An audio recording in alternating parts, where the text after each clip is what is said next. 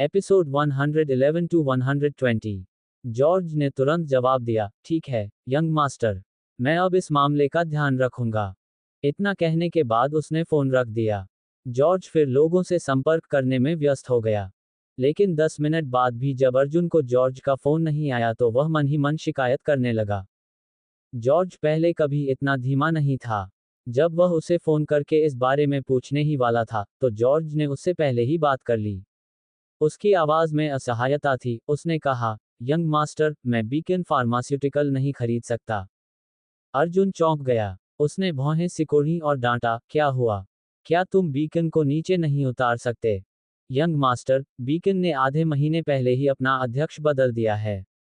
अब यह मिस काव्या सिन्हा का है, जॉर्ज ने कहा। उसकी आवाज चिंताजनक लग रही थी। वह वास्तव में अपने यंग मास्टर के प्रेम के ऋण को नहीं चुका सका। काव्या, उसने बीकन क्यों खरीदा? अर्जुन चौंक गया। उसकी भौहें सिकुड़ गईं। फिर उसे समझ में आया। क्या बीकन की परेशानियों के पीछे क्लोई ही दोषी थी? क्या यह हानिका के कारण था? ठीक है, मैं समझ गया, अर्जुन ने सपाट लहजे में जवाब दिया। फिर उसने फोन रख दिया। थोड़ी देर झिझकने के बाद उसने क्लो को फोन करने का फैसला किया। इससे पहले कि वह कुछ कह पाता, फोन के दूसरी ओर से एक आलसी किंतु मोहक आवाज सुनाई दी, अर्जुन, तुम आखिरकार मुझे फोन कर रहे हो? काव्या, तुम क्या करने की कोशिश कर रही हो? क्या बीकन के संकट के पीछे तुम ही हो? अर्जुन नाखुश था। उसे क्लो के प्रति पश्चाताप था, लेकिन अगर यह हानिका के बारे में था, तो वह इस स्थिति में फकबॉय बनना पसंद करेगा। हाँ, काव्या ने सीधे जवाब दिया।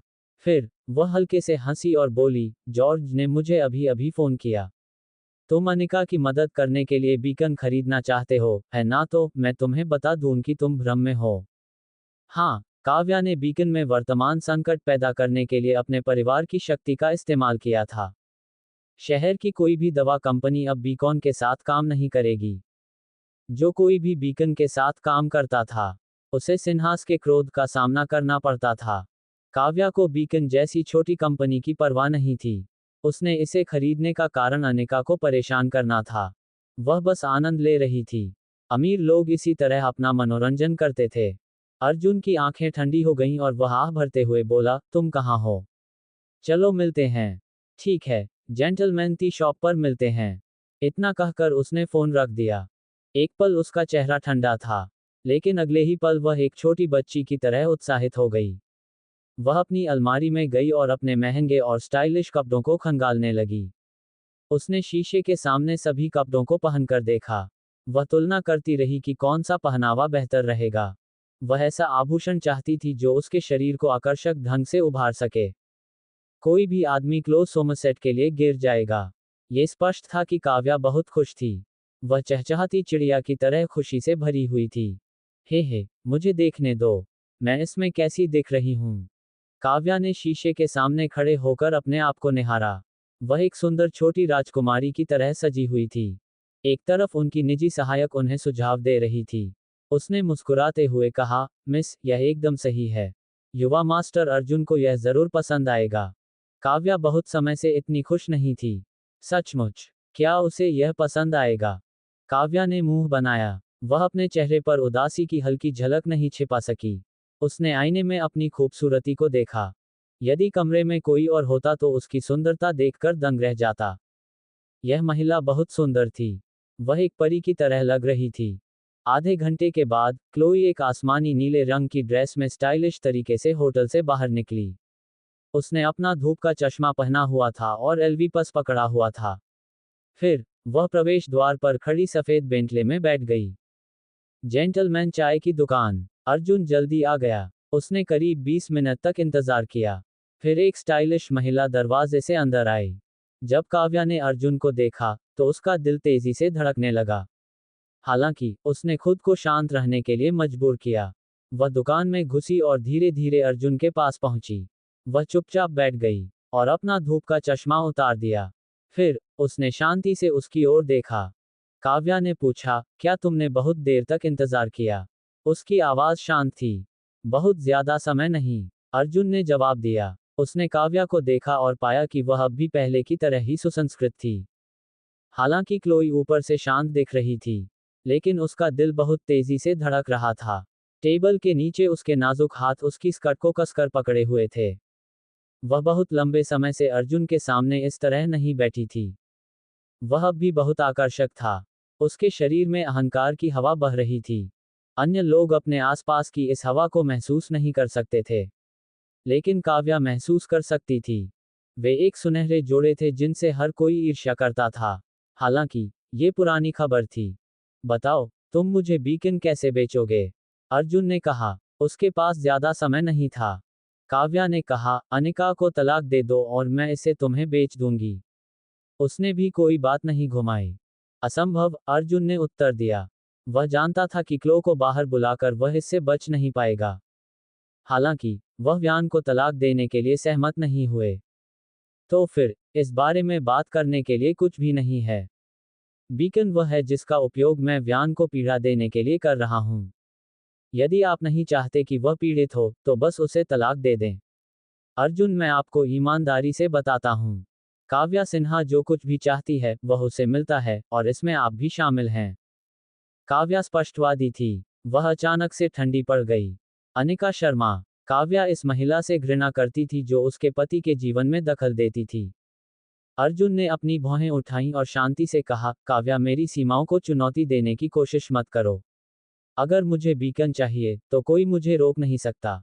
कैपिटल सिटी में सिन्हा परिवार भी सिर्फ मेरा सहायक है। मैं तुमसे आखिरी बार पूछूंगा, तुम मुझे बीकन किन शर्तों पर बेचोगी? अर्जुन अधीर होने लगा था। उसका चेहरा भी ठंडा पड़ गया था। काव्या चुप हो गई। उसने एक कदम पीछे हटकर कहा, मेरा जन्मदिन अगले हफ्ते है। मैं चाहती हूं कि तुम मेरे साथ चलो। यह एक और एकमात्र शर्त है।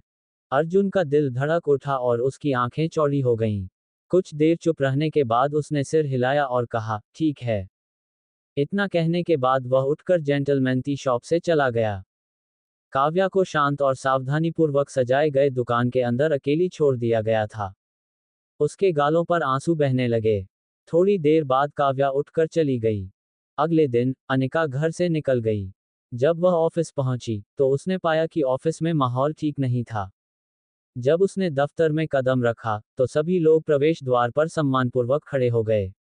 सभी ने झुककर और मुस्कुराते हुए कहा, चेयरवुमन मिस शर्मा। अनिका को झटका लगा। अध्यक्ष, तुम लोग क्या कर रहे हो? अनिका उलझन में थी। कल रात उसे ठीक से नींद नहीं आई क्योंकि वह ऑफिस में हो रही घटनाओं से परेशान थी। डेरिक चेहरे पर मुस्कान लिए हुए चला गया। उसने कहा, अनिका, आज से तुम हमारी कंपनी की अध्यक्ष हो। मैंने इस्तीफा दे दिया है। कितनी बड़ी खबर है। अनिका पूरी तरह से हैरान रह गई। डेरिक ने इस्तीफा दे दिया था और वह कंपनी की अध्यक्ष थी। मिस्टर हॉल, कृपया मजाक करना बंद करें। अनिका हैरान था। क्या हो रहा था? डेरिक ने सबको विदा किया और अनिका को मीटिंग रूम में ले आया। इस समय कमरे के अंदर 7-8 लोग थे। वे कंपनी के बोर्ड के सदस्य थे। जब उन्होंने अनिका को देखा तो वे खड़े हो गए और तालियां बजाते हुए कहा, बधाई हो चेयरवुमन शर्मा। आप बहुत युवा हैं और संभावनाओं से भरी हैं। अनिका घबरा गई। वह सिर हिलाकर और झुककर सभी का अभिवादन करती रही। वह इन लोगों से पहले भी मिल चुकी थी। वे सभी कंपनी के निवेशक और बड़े मालिक थे, जिनकी कुल संपत्ति करोड़ों से ज्यादा थी। डेरिक ने एक दस्तावेज निकाला और उसे अनिका को सौंप दिया।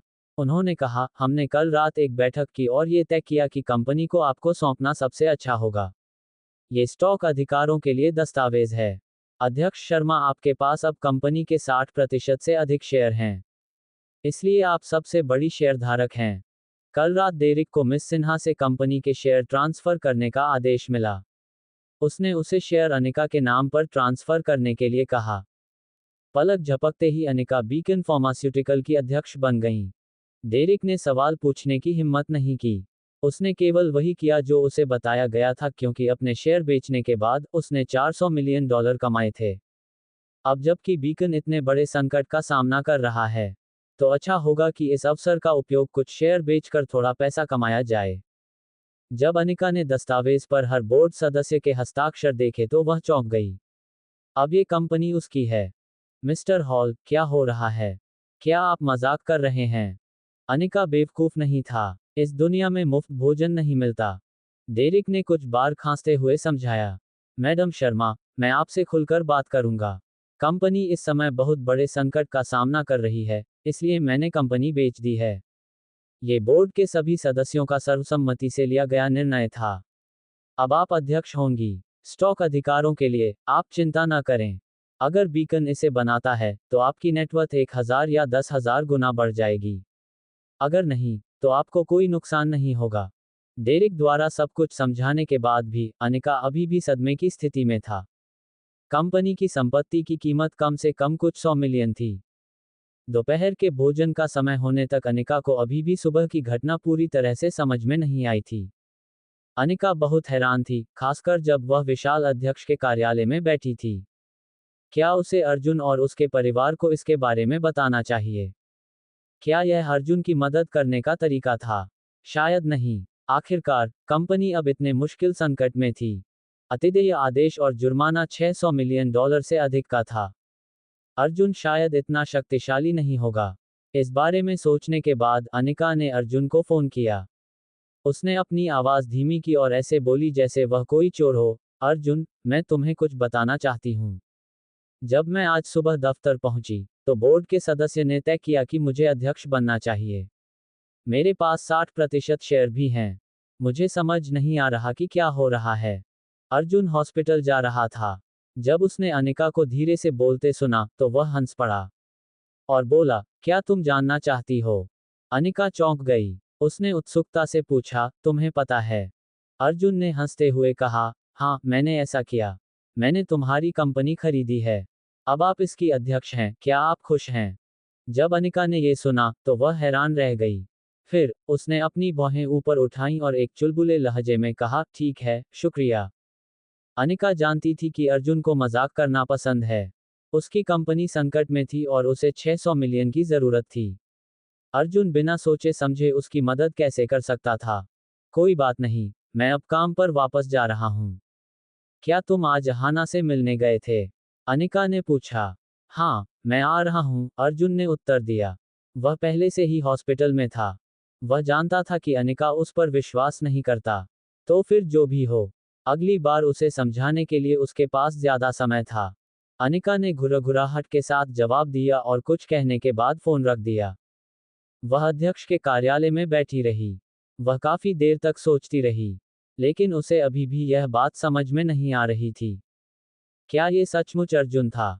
इस समय, उसे जोएल का फोन आया। उसने गर्मजोशी से मुस्कुराते हुए कहा, अनिका, तुम्हारी कंपनी कैसी है? क्या ये समस्या हल हो गई है? अनिका चौंक गई। उसने मुस्कुराते हुए पूछा, क्या तुमने मेरी मदद की? जोएल ने मुस्कुराते हुए कहा, हाँ, मैंने अपने पिता से मदद मांगी थी। तुम्हारी कंपनी अभी जिस संकट का सामना कर रही है, उसका समाधान आसानी से नहीं किया जा सकता। क्यों न हम मिलकर इस बारे में बात करें? अनिका ने इस बारे में सोचा और अपनी बाहें छाती पर रख लीं। उसने जवाब दिया, ठीक है, मैं तुमसे कहाँ मिलूं? जोएल खुश था। उसने कहा, मैं नीचे हूँ। नीचे देखो। अनिका का दिल धड़क उठा। वह अपनी लंबी और पतली टांगों के साथ बड़ी फ्रेंच खिड़की के पास पहुंची, जिससे उसके शरीर के बेहतरीन कर्व्स उभरकर सामने आ रहे थे। जब वह खिड़की के पास पहुंची, तो उसने नीचे देखा। नीचे प्लाजा में, अमीर और सुंदर जोएल एक सफेद मसेराटी कन्वर्टिबल के बगल में खड़ा था। कार की पिछली सीट लाल गुलाबों से भरी हुई थी। उसने अपना सिर उठाया और मुस्कुराते हुए उसकी ओर हाथ हिलाया। थोड़ी देर हिचकिचाने के बाद अनिका नीचे चला गया। अनिका, तुम यहाँ हो? प्लाजा में जोएल ने सफेद अरमानी लो नेक शर्ट और काले रंग की कैजुअल फ्लेक्स पैंट पहनी हुई थी। वह सुंदर और फैशनेबल दिख रहा था। उनकी कलाई पर बंधी सुनहरी रोलेक्स घड़ी उनकी हैसियत और धन का प्रतीक थी। वह एक महान युवा स्वामी की तरह दिख रहा था। वह कुछ लड़कियों का ध्यान अपनी ओर आकर्षित करने में भी कामयाब रहा। वे उसे आंखों में चमक और मोह से देख रही थीं। उनमें से कुछ तो उसकी तस्वीरें भी ले रही थीं। वाह, यह आदमी कितना सुंदर है। ये सब गुलाब की तरह हैं, और वह एक कन्वर्टिबल स्पोर्ट्स कार चला रहा है। मैं बेहोश होने वाली हूँ। वह बहुत सुंदर है। क्या ये कोई प्रपोजल है? जल्दी करो और इसे रिकॉर्ड करो। आह, वह मेरा राजकुमार है। मैं यह नहीं कर सकती। मैं नहीं कर सकती। महिलाओं का एक समूह पागलों की तरह चीख रहा था और चिल्ला रहा था।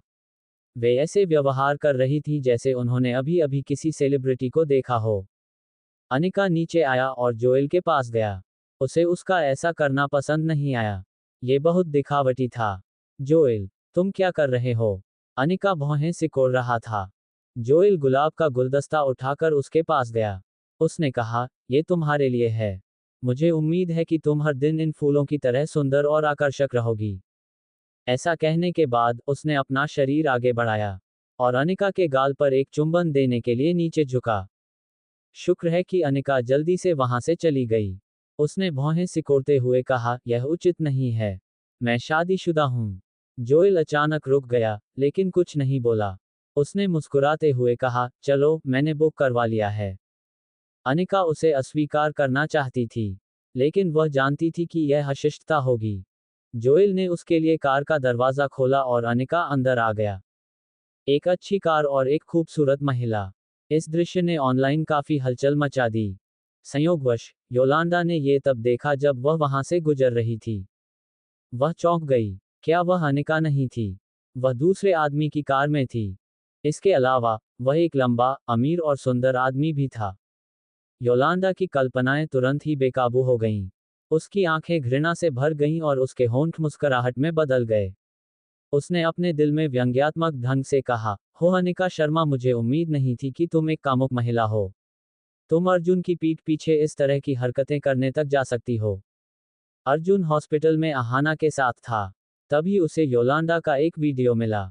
जब अर्जुन ने देखा कि उसके पास क्या भेजा गया है, तो उसका चेहरा तुरंत उतर गया। Joel Harris. उसी समय उसका फोन बजा। योलांडा का फोन था। अर्जुन, तुम्हारी पत्नी किसी दूसरे आदमी के साथ डेट पर है। क्या तुम कुछ नहीं करोगे, काय? योलांडा की आवाज व्यंग्य से भरी हुई थी और वह बेकाबू होकर हंस रही थी। अर्जुन एक ऐसा बेशर्म आदमी था। उसकी पत्नी उसकी पीठ पीछे किसी दूसरे आदमी के साथ डेटिंग कर रही थी। ऐसा लग रहा था कि वे जल्द ही तलाक लेने वाले हैं। योलांडा, इसका तुमसे कोई लेना देना नहीं है। मैं तुम्हें चेतावनी दे रहा हूं कि यह बकवास मत फैलाओ।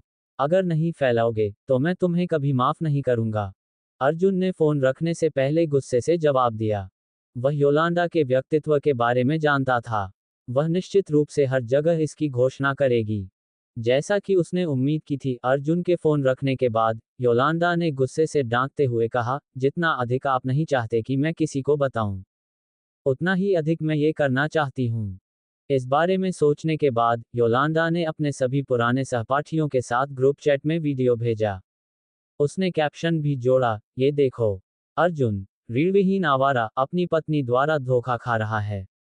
हा हा हा। तुरंत ही ग्रुप चैट में जोश भर गया। हर कोई नाटक होने का इंतजार कर रहे थे। क्या वह अनिका शर्मा है? स्कूल की पिछली ब्यूटी क्वीन अब सोने की खान बन गई है। हे, वह दिखने में तो परी जैसी है, लेकिन उसका दिल गंदा है। तुम उसे ब्यूटी क्वीन कह रहे हो? कितना घिनौना है। हाँ, अनिका जैसी महिलाएं तुम सभी से सिर्फ झूठ ही बोलेंगी। जब वह स्कूल में थी, तो उसने बहुत से घिनौने काम किए थे। उसे अपनी सबसे अच्छी दोस्त के बॉयफ्रेंड को चुराना बहुत पसंद था। मुझे लगता है कि अब उसकी नज़र किसी अमीर आदमी पर है। बेचारा अर्जुन, वह न केवल एक रीढ़विहीन काय है, बल्कि अब उसे धोखा दिया जा रहा है। समूह चैट का मूड तुरंत बदल गया। वे अनिका की आलोचना और निंदा करने लगे। उन्होंने उसके बारे में सभी तरह के काले इतिहास और अफवाहों को खोद निकाला। ये सभी कहानियां उन महिलाओं द्वारा गढ़ी गई थी जो अनिका से ईर्ष्या करती थीं। उसी समय अर्जुन ने अनिका को फोन किया, तुम कहाँ हो? अनिका और जोएल अभी अभी लवर्स थीड रेस्टोरेंट में पहुंचे थे। उसने जानबूझकर अपनी आवाज कम की और कहा, मैं दफ्तर में हूँ। मैं थोड़ी व्यस्त हूँ। घर पहुंचने पर मैं तुम्हें सब कुछ बता दूंगी। ये कहने के बाद अनिका ने फोन रख दिया। जोएल ने पलटकर देखा कि अनिका का चेहरा लाल हो गया था। उसने पूछा, क्या हुआ? ये कुछ भी नहीं है। यह मेरे ऑफिस से है। अनिका मुस्कुराई, फिर जोएल के पीछे दूसरी मंजिल पर चला गया। जब अनिका ने अर्जुन का फोन समाप्त किया तो उसे बहुत अस्वस्थ महसूस हुआ। अनिका झूठ बोल रही थी। कैजुअल डेट बस एक क्लिक दूर है। भाड़ में जाओ। उसकी पत्नी जोएल के साथ डेट पर थी। वह ये कैसे सहन कर सकता था? आखिरकार, अनिका और जोएल सीनियर हाई स्कूल में प्रेमी हुआ करते थे। सभी ने कहा कि शादीशुदा लोगों को हाई स्कूल में किए गए रोमांस को याद करना बहुत पसंद होता है। अरे, वह सचमुच व्यभिचारी बनने जा रहा था। उसके पास सोचने का समय नहीं था। अर्जुन ने टाइगर को बुलाया और ठंडे स्वर में पूछा, तुम्हारी भाभी कहाँ है? टाइगर लवर्स थीम रेस्टोरेंट की पहली मंजिल के सामने चिनाई वाली सीमा पर था। उसने धूप का चश्मा और टोपी पहन रखी थी। वह रेस्टोरेंट के अंदर हर हरकत पर नजर रख रहा था। जब उसने मिस्टर कपूर का फोन देखा तो उसने तुरंत फोन उठाया और कहा, मिस्टर कपूर, वह लवर्स थीम रेस्टोरेंट में है। उसके साथ एक अजीब आदमी भी है। क्या आपको उसे अपंग बनाने की जरूरत है? कोई जरूरत नहीं। मैं थोड़ी देर में वहां पहुंच जाऊंगा। अर्जुन ने ठंडे स्वर में फोन रख दिया और हॉस्पिटल से बाहर निकल गया। पलक झपकते ही अर्जुन लवर्स थीम रेस्टोरेंट में पहुंच गया। उसने टाइगर को देखा जो अपने नितंबों को ऊपर उठाए हुए प्रवेश द्वार पर दुबका हुआ था। वह उसके पास गया और उसके नितंबों पर लात मारी और फिर ठंडे स्वर में पूछा, वह कहाँ है? टाइगर ने जल्दी से पलट कर देखा। जब वह चिल्लाने ही वाला था तभी उसने मिस्टर कपूर को देखा। वह तुरंत एक छोटी सी बिल्ली के बच्चे में बदल गया। वह ऊपर चली गई। रेस्तरां में ज्यादा लोग नहीं थे। सामान्य टेबल पहली मंजिल पर थी। अर्जुन अंदर गया और इधर उधर देखा। उसे अनिका नहीं दिखी। उसने सीढ़ियां देखीं और जब वह ऊपर जाने वाला था तो रेस्तरां के मैनेजर ने उसे देख लिया और उसे रोक दिया। उसने कहा, अरे रुको, तुम्हें ऊपर जाने की अनुमति किसने दी? क्या तुम्हें नियम पता है? अर्जुन ने अपनी भौं उठाए और पूछा, मैं क्यों नहीं कर सकता? मैं किसी को ढूंढ रहा हूं। अर्जुन उससे बात करने में समय बर्बाद नहीं करना चाहता था। उसने मोटे मैनेजर को एक तरफ धकेल दिया और ऊपर चला गया। मोटा मैनेजर गुस्से में था। उसने अर्जुन को धक्का दिया और चिल्लाया, रुको, क्या तुम पागल हो? क्या तुम नहीं देखते कि दूसरी मंजिल एक वीआईपी गेस्ट द्वारा बुक की गई है? अभी बाहर निकलो, तुम बदबूदार हो। ये भिखारी कहाँ से आया है? मोटे मैनेजर ने चिल्लाकर अपने लोगों को अर्जुन को रेस्तरां से बाहर निकालने का आदेश दिया। अर्जुन के पास इस घमंडी मैनेजर के स्तर तक गिरने का समय नहीं था। उसे चिंता थी कि जोएल अनिका के साथ कुछ अनुचित व्यवहार करेगा। इसलिए वह तुरंत ऊपर की ओर भागा। मोटा मैनेजर गुस्से से लाल हो गया। उसने अर्जुन को पकड़ लिया और उसे दरवाजे से बाहर धकेल दिया। मेरे पास से चले जाओ। मैं जोएल हैरिस को ढूंढ रहा हूं। अर्जुन ने गुस्से से कहा। आप मिस्टर हैरिस को ढूंढ रहे हैं? हे, कितना मजेदार है। आप पहले खुद ही देख क्यों नहीं लेते कि आप कौन हैं? मोटे मैनेजर ने अपने होंठ आपस में दबा लिए और अर्जुन को ठंडी निगाहों से देखा। वह बहुत ही दयनीय लग रहा था। कितना देहाती आदमी है। मैं तुम्हें आखिरी बार कह रहा हूं, मेरे रास्ते से हट जाओ। अर्जुन क्रोधित हो गया। भाड़ में जाओ। तुम मेरे साथ दिखावा करना चाहते हो, है ना? तुम कहाँ हो? इस पर नजर क्यों नहीं डालते? दोस्तों, आओ और उसे बाहर फेंक दो। मोटा मैनेजर गुस्से में था। उसने रेस्टोरेंट के वर्करों को बुलाया। 4 वर्कर दौड़कर आए और अर्जुन को बाहर फेंकने के लिए उसकी बाहें पकड़ लीं। भाड़ में जाओ, तुम देहाती। क्या तुम्हें लगता है कि एक बदबूदार भिखारी ऐसी जगह पर आ सकता है? मिस्टर हैरिस ने आज अपने लिए पूरी जगह बुक कर ली है। अपनी आंखें खोलो और ध्यान से देखो। अगर एक और बदबूदार भिखारी इस जगह पर कदम रखे तो उसकी टांगें तोड़ दो और उसे बाहर फेंक दो। मोटे मैनेजर ने वर्करों की ओर देखा और चिल्लाते हुए इधर उधर घूमने लगा। अब अर्जुन गुस्से में था क्योंकि उसने देखा था कि अनिका दूसरी मंजिल पर जोएल के साथ बैठी थी। वे खुशी से बातें कर रहे थे। उसी समय जोएल ने देखा कि क्या हो रहा था और वह नीचे चला गया। अर्जुन, मुझे उम्मीद नहीं थी कि तुम यहाँ आओगे। जोएल ने अपने हाथ जेबों में डाले और मुस्कुराते हुए सीढ़ियों से नीचे चला गया। उसका चेहरा तिरस्कार और अवमानना से भरा हुआ था। जब जोएल ने देखा कि अर्जुन को सर्वरों द्वारा रोका जा रहा है तो उसे अपने आप पर बहुत प्रसन्नता महसूस हुई। वह दिन के अंत में भी एक बेकार आवारा था। जोएल को उसके खिलाफ कार्रवाई करने की जरूरत नहीं थी। अर्जुन इसके लायक नहीं था। ठीक है, तो फिर वह बस अनिका को यह दिखा देगा कि उसका पति कितना बेकार है। मोटा मैनेजर खुशामद से मुस्कुराया और बोला, मिस्टर हैरिस, मुझे माफ कर दो। मैं इस बदबूदार भिखारी को अभी बाहर निकाल दूंगा। मैं आपके खाने में खलल नहीं डालूंगा।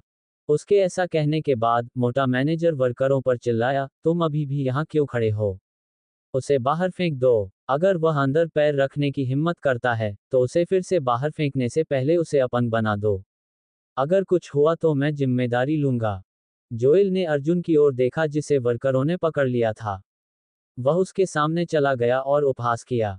अर्जुन, क्या अब तुम अपने और मेरे बीच का अंतर जानते हो? मैं तुम्हें चेतावनी दे रहा हूं कि तुम तुरंत अनिका को छोड़ दो। अगर नहीं, तो मेरे पास तुम्हें परेशान करने के बहुत सारे तरीके हैं। उसे बाहर फेंक दो। मोटा मैनेजर अपनी जगह जानता था। जोएल की बात खत्म होने के बाद वह ठंडे स्वर में चिल्लाया, अचानक, इसे रोको। अनिका जल्दी से नीचे भागी। सच कहूं तो वह जोएल के साथ सिर्फ इसलिए बाहर आई थी क्योंकि वह उसके साथ थी। हालांकि वहां पहुंचने के बाद उसे अपने फैसले पर पछतावा होने लगा। जोएल के कुछ छिपे हुए इरादे थे। उसने उससे उसकी कंपनी के बारे में बिल्कुल भी बात नहीं की। वह सिर्फ सीनियर हाई स्कूल में बिताए दिनों को याद कर रहा था। इसके अलावा उसे अर्जुन पर इस तरह निशाना साधते देख अनिका भी उत्तेजित हो गया। वह इसे कैसे कहे? अर्जुन उसका पति था। भले ही उसका अतीत जोएल के साथ रहा हो, लेकिन उसे अर्जुन को इस तरह अपमानित करने की अनुमति नहीं थी। जोएल, अर्जुन मेरे पति हैं। हो सकता है कि उन्हें नियम न पता हो, लेकिन क्या तुम मेरी खातिर इसे जाने दे सकते हो? अनिका ने उत्सुकता से कहा। जोएल हैरिस एंटरप्राइज के युवा मालिक थे। यह मुंबई में एक प्रसिद्ध उद्यम था। उनकी संपत्ति $1 अरब से भी ज्यादा की थी। इसके अलावा जोएल बहुत से लोगों को जानता था। उसने सुना था कि उसके अंधेरे पक्ष के लोगों से संबंध थे। अर्जुन उससे जीत नहीं सकेगा। जोएल ने नाक भान सिकोड़ते हुए कहा, अनिका, मैं बस इस बेकार की लड़के को सिखा रहा हूं कि इंसान की तरह कैसे पेश आना है। हम आज डेट पर हैं, और मैं नहीं चाहता कि कोई रीढ़विहीन आदमी मेरी बात बीच में रोके, समझती हो? उसके इतना कहने के बाद जोएल अर्जुन के पास गया और उसे धीमी आवाज में चेतावनी दी, अर्जुन, तुम एक बेकार आदमी हो। तुम मुझसे कभी नहीं जीत पाओगे। जोएल हैरिस, तुम बहुत ज्यादा आत्मविश्वासी हो। ऐसा मत सोचो कि तुम इतने आत्मविश्वासी हो। अगर मैं तुम्हें हराना चाहूं तो मुझे अपनी एक उंगली भी नहीं उठानी पड़ेगी। अर्जुन ने प्रतिवाद किया। अर्जुन की नज़र में हैरिस एंटरप्राइज कुछ भी नहीं था। उसने अभी तक जोएल के साथ कुछ नहीं किया क्योंकि उसकी सीमाएं अभी तक पार नहीं हुई थीं। हालांकि जब जोएल ने ये सुना तो वह जोर से हंसा। तुमने क्या कहा? क्या तुमने कहा कि तुम मुझे नीचे ले जाना चाहते हो? तुम्हें ऐसा कुछ कहने की हिम्मत कहां से मिली? ओहो, मैं हंसते हंसते मर जाऊंगा। क्या तुम जानते हो कि मेरा परिवार क्या करता है? मैं तुम्हें सिर्फ एक फोन कॉल से ही नीचे गिरा सकता हूं। अगर यह अनिका की खातिर नहीं होता, तो मैं तुम्हारे जैसे कचरे के टुकड़े को नष्ट कर देता। जोएल घमंड से हंस रहा था। उसने मोटे मैनेजर और वर्करों की तरफ देखा और फिर उनसे घृणा से कहा, क्या तुम जानते हो कि वह कौन है? मोटे मैनेजर और वर्कर ने अर्जुन की तरफ देखा और उनके चेहरे पर ठंडी मुस्कान थी। उन्होंने अपना सिर हिलाया। नहीं, वह एक बेकार आदमी है जो अपनी औरत पर निर्भर है। मुझे आश्चर्य है कि उसे यह कहने की हिम्मत कहां से मिलती है कि वह मुझे गिराना चाहता है। जोएल ने अर्जुन का मजाक उड़ाते हुए हंसा। उसके चेहरे पर एक विकृत मुस्कान थी और उसकी भौहें ऊपर उठी हुई थीं। हे भगवान, वह एक बेकार आदमी है जो अपनी औरत पर निर्भर है। भाड़ में जाओ। मैं तो कहूंगा, ये देहाती आदमी वाकई कुछ और ही है। क्या नाकामयाब है। उसके हाथ पैर हैं, फिर भी वह इस तरह की हरकतें कर रहा है। वह सभी पुरुषों को शर्मिंदा कर रहा है। उसे अभी यहां से निकाल दो। मुझे उसे देखकर बहुत गुस्सा आता है। मोटे मैनेजर ने कहा। फिर उसने अपने वर्करों को अर्जुन को बाहर निकालने का आदेश दिया। जब तक मिस्टर हैरिस को खुशी मिलती रहे, वह कुछ भी करने को तैयार थे। रुको, ऐसा मत करो। अर्जुन के सामने खड़े होते ही अनिका घबरा गई। चिंता मत करो, अनिका। चलो अपना खाना जारी रखते हैं। हम उन्हें इसका ध्यान रखने देंगे। जोएल अब इस बारे में चिंता नहीं करना चाहता था। ऊपर जाने से पहले उसने अनिका को पकड़ लिया। अर्जुन गुस्से से आग बबूला हो गया। वह वकर की पकड़ से बच निकला। उसने जोएल को लात मारी और दहाड़ा, भाड़ में जाओ। मैं तुम्हें उसे फिर से खींचने की चुनौती देता हूं। जोएल को बचने का मौका नहीं मिला। लात लगने के बाद उसका चेहरा जमीन पर गिर गया। उसका सुंदर चेहरा जमीन से टकराया और उसकी नाक से बहुत ज्यादा खून बहने लगा। भाड़ में जाओ, मार डालो उसे। जोएल को पहले कभी इतनी बुरी तरह पीटा नहीं गया था। वह गुस्से में आग बबूला हो गया और बुरी तरह चिल्लाने लगा। मिस्टर हैरिस, भाड़ में जाओ, उसे मार डालो। मोटा मैनेजर डर गया। उसने तुरंत जोएल को उठाया और अर्जुन पर हमला करने के लिए अपनी आस्तीन ऊपर चढ़ा ली। हालांकि इससे पहले कि वह अर्जुन को मुक्का मार पाता, उसने देखा कि एक विशालकाय आदमी दरवाजे से अंदर घुस रहा है। फिर वह आदमी उस पर झपटा और उसके चेहरे पर मुक्का मार दिया। धमाका। मोटा मैनेजर एकदम से पीछे की ओर उड़ गया। वह फर्श पर भारी रूप से गिरा और फिर कुछ टेबलों से टकराया। पूरे रेस्टोरेंट में सन्नाटा छा गया। किसी की भी हिम्मत नहीं हुई कि वह जोर से सांस ले। मिस्टर कपूर को छूने की हिम्मत किसने की? टाइगर अंदर घुस आया था और अब दहाड़ रहा था। पूरा रेस्टोरेंट उसकी आवाज से गूंज उठा। मोटा मैनेजर अपने पैरों पर खड़ा हुआ और दर्द सहते हुए लंगड़ाता हुआ चलने लगा। उसने टाइगर की ओर इशारा करते हुए चिल्लाया, क्या तुम मरने के लिए कह रहे हो, अंधे? हालांकि इससे पहले कि वह अपनी बात पूरी कर पाता, वह हकलाने लगा। हे भगवान, क्या वह टाइगर रनावत नहीं था? वह यहाँ क्यों था? अरे नहीं, ये पूरी गली टाइगर की थी और इसमें ये रेस्टोरेंट भी शामिल था। इस दुकान के पीछे कबीर रनावत की संपत्ति भी थी। मोटा मैनेजर बहुत डर गया। पलक झपकते ही वह कछुए में बदल गया। वह डर के मारे कांप उठा और उसने जो कुछ भी कर रहा था, उसे रोक दिया। कबीर ने मोटे मैनेजर को घूरते हुए चिल्लाया, यहाँ आ जा। मोटा मैनेजर कांप रहा था। वह उसके पास गया। थप्पड़। उसने मैनेजर के गालों पर लगातार 4 बार वार किए। मोटे मैनेजर के मुंह से खून बहने लगा और उसके 3 दांत भी गिर गए। तू मिस्टर कपूर को बाहर फेंकने की कोशिश कर रहा है? टाइगर ने चिल्लाकर पूछा। थी टाइगर, नहीं, ये वही है। वह दुकान में ग्राहकों को परेशान कर रहा है। मोटा मैनेजर अर्जुन की तरफ देखकर हैरान रह गया। यह आदमी टाइगर को जानता था। क्या हो रहा है? इसके अलावा टाइगर बहुत गुस्से में दिख रहा था। चुप रहो, घुटने टेको। टाइगर भड़क गया और दहाड़ने लगा। मोटा मैनेजर टाइगर की भयंकर आभा को बर्दाश्त नहीं कर सका। वह तुरंत घुटनों के बल बैठ गया। उन्होंने इतनी तेजी से काम किया कि यह आश्चर्यजनक था। उनके आगे झुको और माफी मांगो। टाइगर ने अपना पैर उठाया और मोटे मैनेजर की छाती पर लात मारी। यह मोटा आदमी डर के मारे कांप रहा था। उसे इतनी बुरी तरह पीटा जा रहा था, तो वह कैसे हिचकिचाने की हिम्मत कर सकता था? उसने कटुता से सिर झुकाया और कहा, मिस्टर कपूर, मुझे बहुत खेद है। मैं इतना अज्ञानी था कि मुझे आपकी अहमियत का पता नहीं चला। कृपया मुझे माफ कर दें। अरे नहीं, उसने टाइगर को पार कर लिया। इसका मतलब था कि वह यहाँ फिर कभी नौकरी नहीं कर सकेगा। मिस्टर कपूर कौन थे? टाइगर उनके साथ इस तरह सम्मानपूर्वक व्यवहार क्यों कर रहा था? अर्जुन ने उस मोटे मैनेजर को देखा जो लगातार उसके सामने घुटने टेक रहा था और झुक रहा था। वह अब उसके बारे में परेशान नहीं होना चाहता था। वह बस एक घमंडी छोटा सा कीड़ा था। इस समय जोएल का चेहरा उतर गया। वह उलझन से अर्जुन की ओर देखने लगा। वह टाइगर को जानता था। टाइगर कबीर का सबसे प्रिय आदमी और सबसे बहादुर व्यक्ति था। मुझे उम्मीद नहीं थी कि तुम टाइगर को भी जानते होगे। जोएल ने नाक भान सिकोड़ी। वह टाइगर या कबीर से नहीं डरता था। अगर कबीर भी यहाँ होता तो वह उसे भी संभाल लेता। उसके इतना कहने के बाद अर्जुन कुछ कह पाता, उससे पहले ही जोएल मुड़ा और चला गया। वह अब और खाना नहीं खा सकता था। उसने खुद को शर्मिंदा कर लिया था और उसे अपनी नाक का ख्याल रखने की जरूरत थी। अर्जुन ने उसका पीछा नहीं किया। उसने अनिका की ओर देखा जिसका चेहरा लाल था और वह दुखी महसूस कर रही थी। उसने ठंडे स्वर में कहा, चलो घर चलते हैं। अनिका एक बच्चे की तरह व्यवहार कर रही थी जिसने गलती की है। उसने अपना सिर हिलाया और अर्जुन उसे बाहर ले गया। उसकी कुछ भी पूछने की हिम्मत नहीं हुई। हालांकि उसने अर्जुन की पीठ की ओर देखा और उसके दिल में गर्माहट महसूस हुई। उसके चेहरे पर एक प्रसन्न मुस्कान थी। आखिरकार वह उसकी परवाह करता था।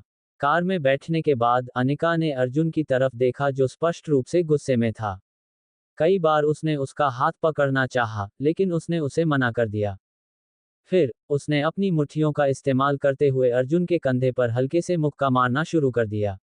उसने एक बिल्ली के बच्चे की तरह कहा जिसके साथ बहुत अन्याय हुआ हो। जी, मुझे अपनी गलतियां पता हैं। आपके विनम्र सेवक ने आपको सच नहीं बताया। क्या मैं आपसे माफी नहीं मांग सकती?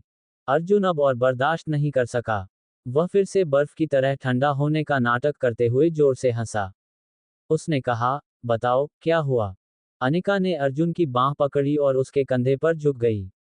उसने उसे बताया कि जोएल ने उसे बाहर चलने के लिए कहा था और कहा, मुझे डर था कि तुम गलत समझोगे, इसलिए मैंने तुम्हें नहीं बताया।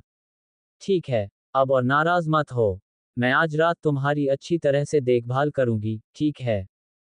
अर्जुन को आश्चर्य हुआ। उसने अनिका को देखा जो अपनी बड़ी आंखों से उसे लुभा रही थी और उसकी मीठी खुशबू को महसूस कर रही थी। उसने अपनी लार नीली और कहा, ठीक है, मैं तुम्हें बता दूंगा कि मैं कितना मजबूत हो सकता हूँ। अनिका ने शर्म से उसकी ओर आंखें घुमाईं और फिर वे दोनों हॉस्पिटल चले गए। जब वे हॉस्पिटल में थे तो अचानक अनिका को उल्टी आने लगी। उसने अपना मुंह ढक लिया और वॉशरूम में भाग गई। अर्जुन घबरा गया। वह उसके पीछे भागा और वॉशरूम में झांका। वह अंदर जाने की हिम्मत नहीं जुटा पाया।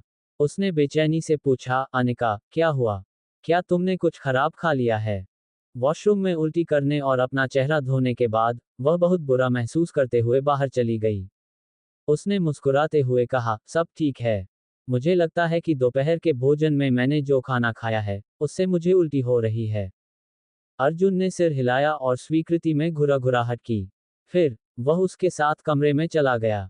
आज अहाना खुश थी क्योंकि उसके मम्मी और पापा दोनों यहाँ थे। अहाना अर्जुन के साथ अपने काम के बारे में बात कर रही थी, तभी अनिका भी उसके साथ थी। चलो किसी दिन जोएल को धन्यवाद देने के लिए उसके साथ खाना खाते हैं। क्यों? अर्जुन ने असमंजस में पूछा। वह वही था जिसने किसी से मदद मांगी थी। उसने मुझे इसके बारे में बताया। साथ ही हमारे साथ काम करने के लिए अन्य दवा कंपनियां भी आएंगी।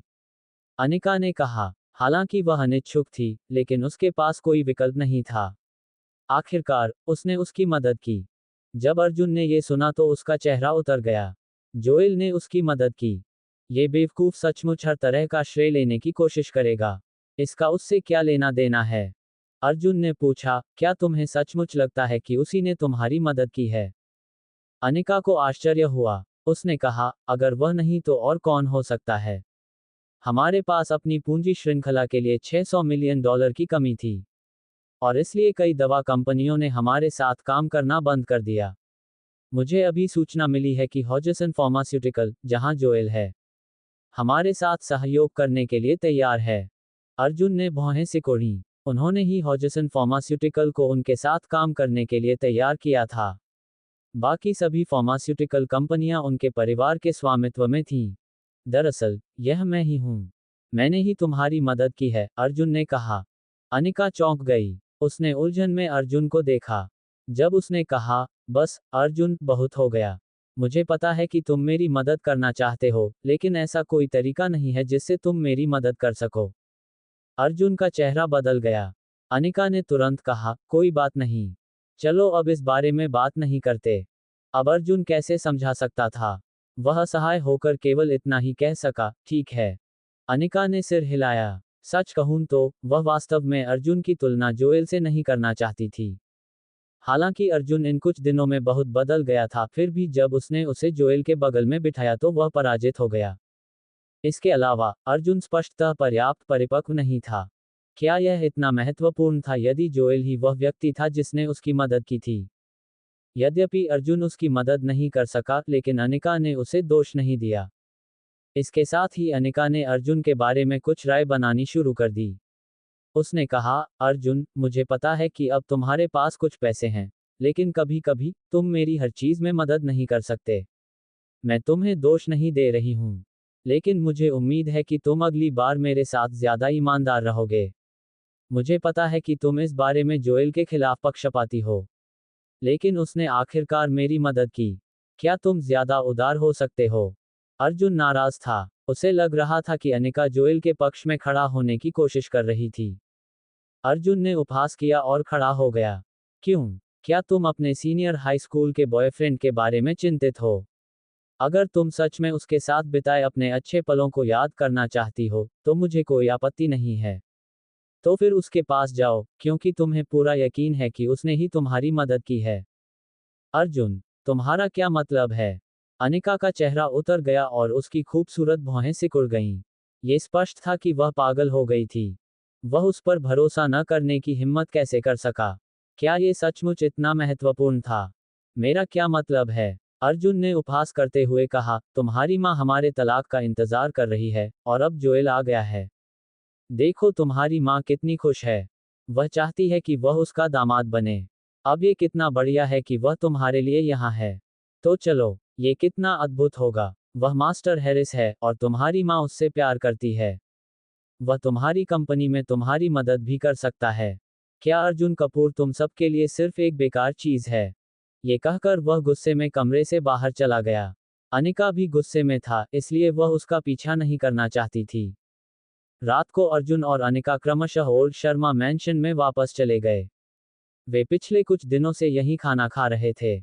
जब वे खाना खा रहे थे, तो सभी को स्पष्ट रूप से महसूस हो रहा था कि अनिका और अर्जुन झगड़ रहे थे। माया जी बहुत खुश थी। उसने अनिका को बेडरूम में खींच लिया और बुदबुदाया, अनिका, क्या तुम्हारा अर्जुन से झगड़ा हुआ था?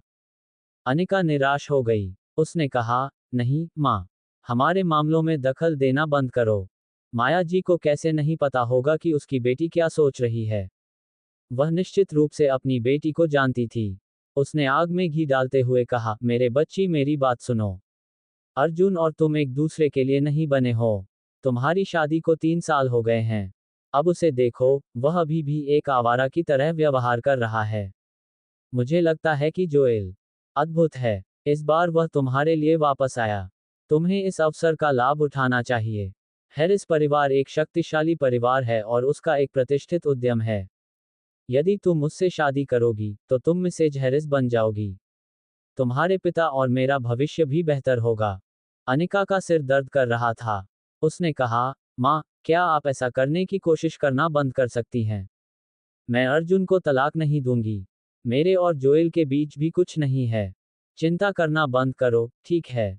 आह, तुम इतनी अवज्ञाकारी कैसे हो सकती हो? अर्जुन में ऐसी क्या खूबी है?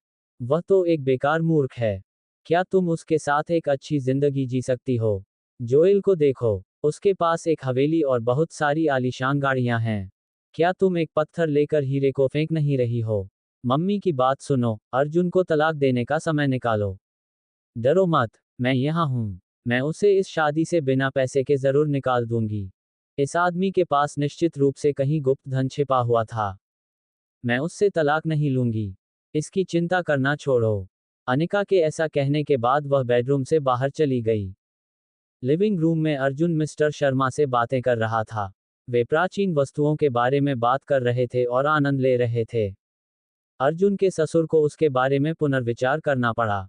जब माया जी ने ये देखा, तो उसने अपने पति को कई थप्पड़ मारे और डांटा, तुम इस बेवकूफ के साथ इतनी गर्म बहस क्यों कर रहे हो? सो जाओ। ठीक है माँ, मुझे आप लोगों को कुछ बताना है, अनिका ने अचानक कहा। उसने अर्जुन की ओर देखा और आगे कहा, मैं अब एक कंपनी की अध्यक्ष हूँ। मेरे पास 60% शेयर भी हैं।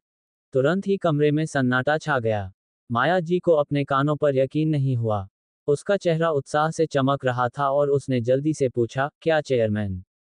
अनिका, क्या तुम मजाक कर रही हो? तुम्हारी कंपनी की कीमत कुछ 100 मिलियन है। अनिका ने सिर हिलाया और उन्हें बताया कि कार्यालय में क्या हुआ था। उसके ऐसा कहने के बाद उसके पिता चुप रहे। फिर उसने कहा, अब मैं समझ गया। तुम्हारी कंपनी संकट में थी, इसलिए उन्होंने तुमको अध्यक्ष के रूप में नियुक्त किया। भले ही 60% स्टॉक अधिकार बहुत अधिक हैं, लेकिन इसका कोई मतलब नहीं है। तुमको इस बारे में स्पष्ट रूप से सोचना होगा। मेरे बहुत से दोस्तों ने मुझसे कहा कि अगर कंपनी को कुछ भी होता है, तो तुमको इसके लिए जिम्मेदार होना चाहिए। अनिका ने सिर हिलाया और कहा, मुझे पता है, लेकिन यह अभी भी एक अवसर है। अगर कंपनी इसे सफलतापूर्वक पूरा कर लेती है, तो मैं सबसे बड़ी शेयरधारक बन जाऊंगी। मेरे पास कुछ ठोस शक्ति भी होगी। मैं ये काम जारी रखना चाहती हूँ, अनिका ने कहा और अर्जुन की ओर देखा। ये स्पष्ट था कि वह उसकी राय पूछ रही थी। अर्जुन ने कुछ नहीं कहा। वह अभी भी सुबह जो हुआ उससे नाराज था। माया जी को किसी और चीज की परवाह नहीं थी। जब उसने चेयरवुमन शब्द सुना, तो उसे लगा कि वह 7वें आसमान पर है। उन्होंने उत्साह से कहा, अनिका, तुम्हारा मतलब है कि कंपनी अब तुम्हारी है? अनिका मुस्कुराई और सिर हिलाया। माया जी इतनी उत्साहित थी कि उसे लगा कि वह तैर रही है। उसने अपना फोन उठाया और कहा, नहीं, मुझे अब तुम्हारी पारुल आंटी को बताना होगा। ये कुतिया हमेशा अपनी बेटी और दामाद पर इतराती रहती है। अब स्थिति बदल गई है। मेरी बेटी के पास अब अपनी खुद की कंपनी है। हेलो पारुल, मैं तुम्हें कुछ बताना चाहती हूँ। मेरी अनिका की अब अपनी खुद की कंपनी है। हाँ, बीकन फार्मास्यूटिकल, तुम्हें पता है ना? अनिका अब इसकी अध्यक्ष हैं और उनके पास 60% शेयर अधिकार भी हैं। ये कुछ भी नहीं है, बस कुछ 100 मिलियन। माया जी खिलखिलाकर मुस्कुरा रही थी। वह अपनी शान दिखाना बंद नहीं कर पा रही थी। वह अंततः अपना सिर ऊंचा रख सकी। इस कॉल के बाद माया जी ने एक और कॉल किया। वह पूरी रात फोन कॉल करती रही। उसने अपने लगभग सभी दोस्तों और परिवार के लोगों को फोन किया। उसने सभी को घर पर डिनर के लिए आमंत्रित करने की पहल भी की। उसने कहा कि यह जश्न मनाने के लिए था। अनिका परेशान थी। अगर उसे पता होता कि ऐसा होगा, तो वह अपने परिवार को नहीं बताती। अगले कुछ दिनों में अनिका काम में व्यस्त हो गई। हॉजसन फार्मास्यूटिकल, बीकन फार्मास्यूटिकल के साथ काम करने वाली पहली कंपनी थी। इसके बाद देश की कुछ शीर्ष दवा कंपनियों ने बीकन के साथ सहयोग करने की इच्छा व्यक्त की। अनिका को बहुत आश्चर्य हुआ। देश की इन शीर्ष 10 दवा कंपनियों के पास अकल्पनीय धन और शक्ति थी। इसके अलावा वे सभी एक ही वित्तीय समूह के स्वामित्व में थे, जो कैपिटल सिटी में कपूर ग्रुप था। ये कहा जा सकता है कि यदि बेकन उनके साथ मिलकर काम करे तो वे निश्चित रूप से इस संकट से उबर जाएंगे। इसके अलावा कैपिटल सिटी में कपूर ग्रुप ने घोषणा की कि वे बीकन में 1 बिलियन का निवेश करेंगे। इससे रिवरडेल में काफी हलचल मच गई। इस खबर से मुंबई में काफी हलचल मच गई, खासकर तब जब बहुत से लोगों ने देखा कि एक के बाद एक लग्जरी कारें बीकन फार्मास्यूटिकल के सामने रुक रही थीं। जो लोग कार से उतरे वे दवा उद्योग के नेता थे। वे अपने पैरों की एक धमक से पूरे देश को हिला सकते थे। कितना चौंकाने वाला। इसके अलावा बीकन में नई अध्यक्ष के बारे में भी खबर खोजी गई। अनिका शर्मा को सुर्खियों में धकेल दिया गया और वह सभी की नजरों में एक सफल करियर महिला बन गई। साथ ही उन्हें मुंबई के व्यापार जगत में नंबर 1 महिला का ताज भी पहनाया गया, जो बहुत सारा पैसा ला सकती थी। उसका नाम उड़ा दिया गया। एक पल में सबकी नजरें बीकन पर टिक गईं। वे कैपिटल सिटी के कपूर ग्रुप के साथ काम करने में सक्षम थे, इसलिए उनका भविष्य बेहद उज्जवल था। शहर की बहुत सी दवा कंपनियां दवा उद्योग के इन अग्रणी लोगों के साथ काम करने का मौका पाने के लिए अपना सिर पीट रही थीं। इन दिनों अनिका बहुत व्यस्त थीं। उन्हें उम्मीद नहीं थी कि उनकी किस्मत अचानक बदल जाएगी। उन्हें उम्मीद नहीं थी कि दवा उद्योग के इतने सारे नेता उनके सामने आकर उनके साथ काम करने का प्रस्ताव रखेंगे। इनमें से किसी भी व्यक्ति की कुल संपत्ति 10 अरब से अधिक होगी। कैपिटल सिटी से कपूर ग्रुप। अनिका ने अभी अभी अपने एक बॉस को बाहर भेजा था। उसने राहत की सांस ली। वह चेयरमैन के ऑफिस में बैठ गई और अंदर ही अंदर शिकायत करने लगी। ये सब अचानक क्यों हुआ? इतनी सारी दवा कंपनियां बीकन के साथ काम क्यों करना चाहती थीं? क्या कपूर ग्रुप अर्जुन से संबंधित था? काफी असंभव। यदि यह सच होता, तो क्या अर्जुन अपना सिर झुकाकर शर्मा परिवार में 3 साल तक सभी प्रकार के दुर्व्यवहार को सहन करता? इस बारे में सोचते सोचते अनिका का सिर लगभग फट गया। हालांकि वह इसका जवाब नहीं समझ पाए। कैपिटल सिटी का कपूर ग्रुप देश का सबसे बड़ा पारिवारिक व्यवसाय था। उनके पास प्रचुर मात्रा में धन था और एक छोटे देश की अर्थव्यवस्था को नियंत्रित करने की शक्ति थी। इतनी बड़ी कंपनी ने बीकन में निवेश क्यों किया? अनिका हैरान थी। उसी समय उसका फोन बज उठा। काव्या सिन्हा। वह क्यों बुला रही थी? मिस शर्मा, क्या तुम इस बात से उलझन में हैं कि कैपिटल सिटी का कपूर ग्रुप बीकन जैसी छोटी कंपनी में निवेश क्यों कर रहा है? कॉल के दूसरे छोर से काव्या की आवाज सुनाई दी। क्या मतलब है तुम्हारा? अनिका ने भौहें सिकोड़ी। उसे यह महिला पसंद नहीं थी। काव्या ने नाक भान सिकोड़ते हुए कहा, मैं तुमको बता सकती हूँ कि कैपिटल सिटी में कपूर ग्रुप वास्तव में शाइन फार्मास्यूटिकल की चेयरमैन मैडम शर्मा यहाँ हैं। उन्होंने कहा कि वे हमारे साथ सहयोग के बारे में बात करना चाहते हैं। संयोग से मिंडी ने दरवाजा खटखटाया और अध्यक्ष के दफ्तर में दाखिल हुई। वह अपने हाथों में ढेर सारे दस्तावेज लेकर अंदर आई। वह मुस्कुरा रही थी। कंपनी पिछले 2 दिनों से देश की शीर्ष दवा कंपनियों के साथ बातचीत कर रही थी। अनिका बहुत हैरान थी। उसके इतने बड़े संबंध थे। अनिका ने काव्या की बात नहीं सुनी, इसलिए उसने जवाब दिया, मुझे खेद है मिस सिन्हा, मुझे कुछ काम निपटाने हैं। हालांकि अगर तुम मुझे ढूंढना चाहें, तो मैं कभी भी तुम्हारा मनोरंजन करूंगी। अनिका ने चेहरे पर ठंडा भाव लिए फोन रख दिया। यहाँ काव्या उबल रही थी। उस कमीनी ने उससे बात बंद करने की हिम्मत कैसे की? नहीं, उसे अब सबक सिखाना था। यदि ऐसा नहीं होता तो वह उनके बीच का अंतर नहीं जान पाती। अनिका ने कुछ देर सोचा और खुद को साफ किया। फिर वह मिंडी के पीछे मीटिंग रूम में चली गई। दोपहर में अर्जुन हॉस्पिटल में बोरियत महसूस कर रहा था। कुछ ही देर बाद उसे जॉर्ज का फोन आया। यंग मास्टर, आज रात वर्चुअस कोर्ट में एक पार्टी है। इसे परिवार के दवा व्यवसाय से जुड़े कुछ चेयरमैन होस्ट कर रहे हैं।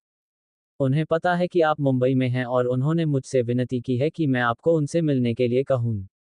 आप क्या सोचते हैं? जॉर्ज ने कहा। ठीक है, अर्जुन ने जवाब दिया।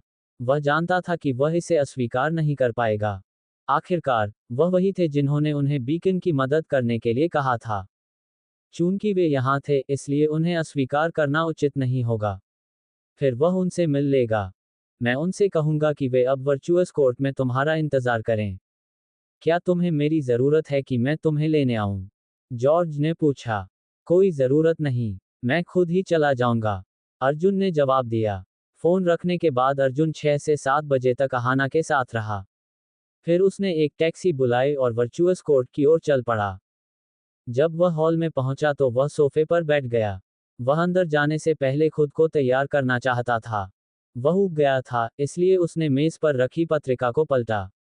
तभी उसने दरवाजे पर खड़ी 2 वेट्रेस को उसके बारे में बात करते सुना। देखो, उस आदमी ने कितने गंदे कपड़े पहने हैं। वह यहाँ क्यों है? मुझे नहीं पता, लेकिन ये बहुत घिनौना है। यहाँ बहुत से लोग हैं जो खाना चाहते हैं। हाँ, मैंने सुना है कि कुछ लोग जानबूझकर अमीर लोगों से पैसे मांगने के लिए होटलों में आते हैं। अर्जुन ने अपने होंठ आपस में दबा लिए। उसे उनसे कोई परेशानी नहीं थी। क्या उसका पहनावा इतना खराब था? लिफ्ट की तरफ बढ़ते हुए वह खुद को असहाय महसूस कर रहा था। तभी वेटरों की नजरें उस पर अजीबोगरीब नजरों से पड़ीं।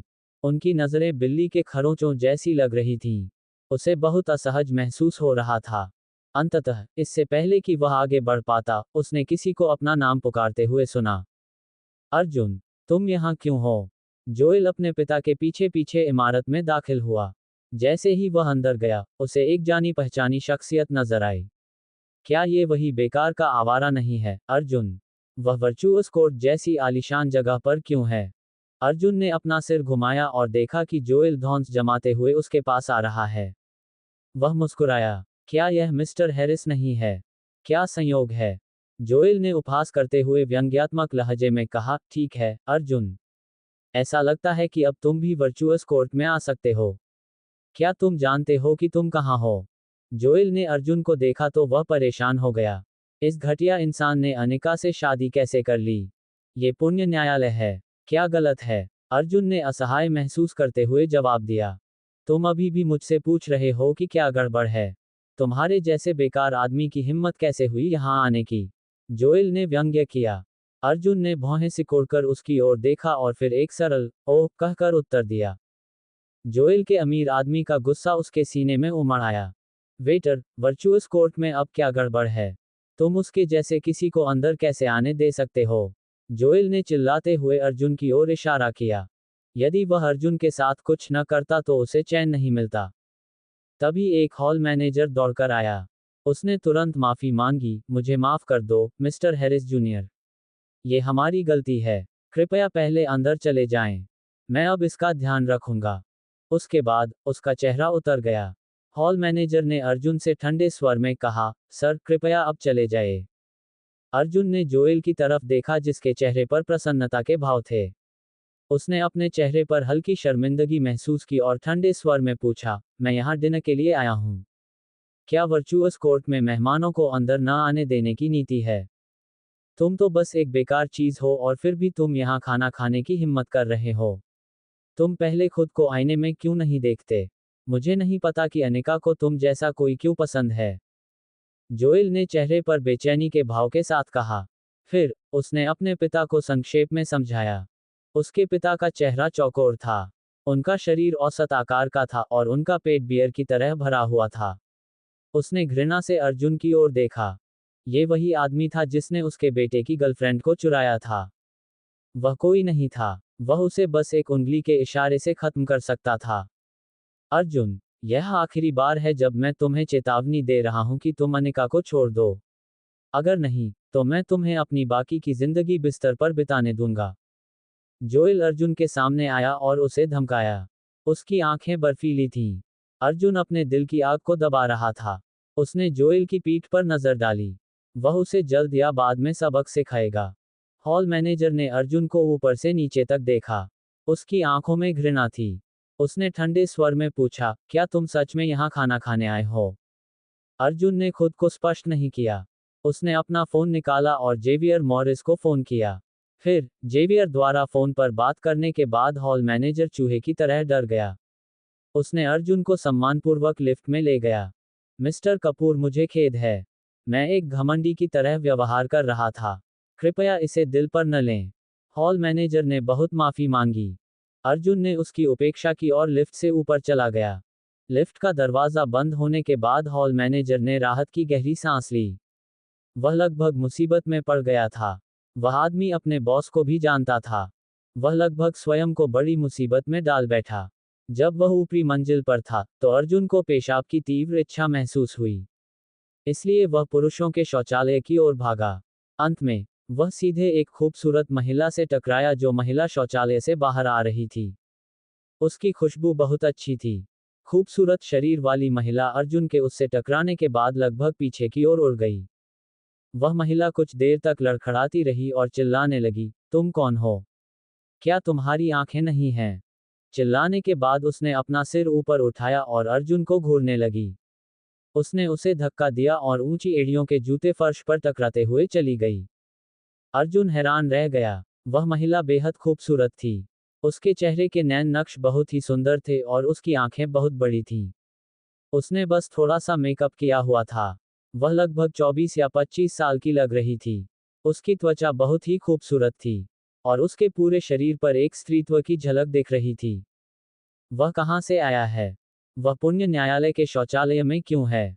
महिला ने दुखी होकर कहा। उसने पलटकर देखा तो अर्जुन एक आम आदमी की तरह दिख रहा था। वह भी बेशर्मी से उसकी छाती को घूर रहा था। वह अवश्य ही विकृत और दुष्ट होगा। अर्जुन उसे देख रहा था, शौचालय में जाने से पहले उस सुगंध को याद कर रहा था।